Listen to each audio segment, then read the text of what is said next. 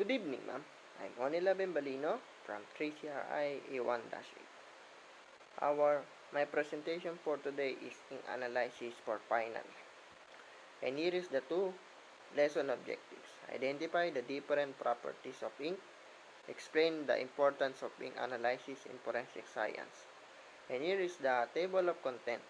Describe the nature, source, and purposes of ink and give example. Describe the three basic groups of ink properties, give an example. And describe the method used in analysis. And the last, describe the importance of ink analysis in criminal investigation. So what is ink? Ano nga po ba ang ink na natin? Ang ink po ay, yun yung sabi po, is colorful used for writing, drawing, and printing and duplicating. Yan po yung mga ginagamit po sa mga pagpiprint, sa pag-writing, sa pagsusulat. And nature, source, and purpose of ink. Ito po yung ink can be complex sa medium, composed of solvents, pigments, dyes, resins, lubricants, and other matter, fluorines, and other materials. Yan po yung mga nature and purpose of ink na iba't ibang kulay na makikita po natin.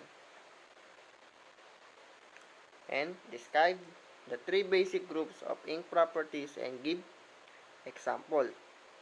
Sabi po dito, ano po ba ang optical properties? Ang optical properties is an important consideration is color matching or the ability to precisely duplicate another color. Sabi po dito, ang optical properties yung po yung color matching, yung kumbaga nagmamatch po kung ano ng mga kulay na makikita po natin sa mga picture kung paano po magmatch. And structural properties. Ang structural properties ay ink body refers to consistency, hardness, and softness.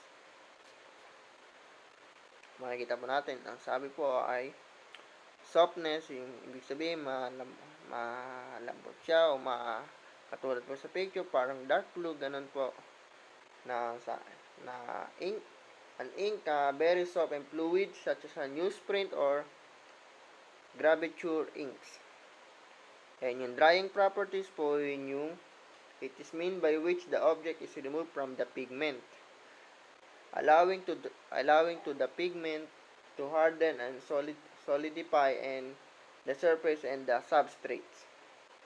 Sabi po dito, ang drying properties ay yung inks dry by oxidation, absorption and polymerization, and evaporation and precipitation and or any combination thereof. Describe the method used in ink analysis.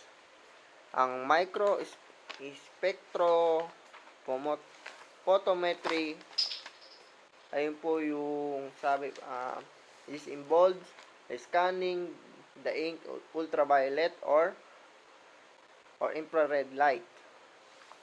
Ano po natin dito na to record the spectrum, that is the wavelengths of light is absorbed. And yung thin layer chromatography, yun po yung a tiny sample of the ink paper is punched out using a thin hollow needle. Hypodermic string is deal. The sample is placed in test tube and solvent that dissolved.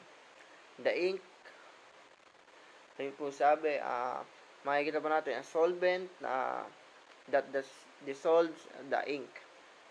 And the last is high performance liquid chromatography, which can be used an alternative to thick.